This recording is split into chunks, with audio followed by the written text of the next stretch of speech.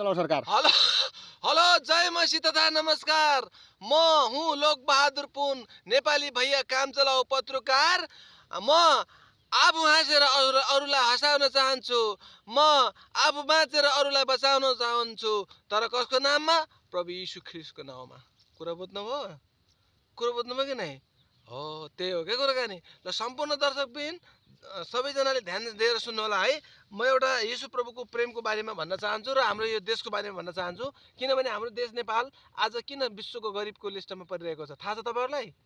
हाम्रो नेपाली मानिसहरूले येशूलाई विश्वास गर्नुभएको छैन। किनभनेदेखि येशूलाई विश्वास नगर्नु भनेको मूर्खतामा जिउनु हो, अन्धकारमा हिँड्नु हो, अन्धकारमा डुल्नु हो। त्यसैले हाम्रो देश नेपाल गरिबीको लिस्टमा परेको छ।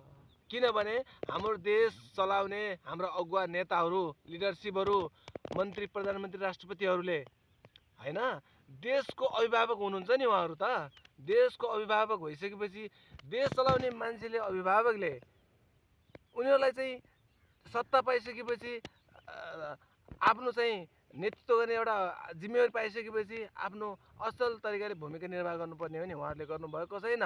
अब नेपाल देशको सरकारले त आफैले त भ्रष्टाचार गर्छ, आफैले त लुटुवा हैन, चोरी डकैती गडबडी काम गर्छन् भनेपछि अब नेपाल देशका जनताहरूले के भन्लान् त?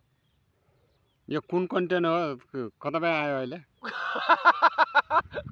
कन्टेन्ट त पुरा भाइरल कन्टेन्ट।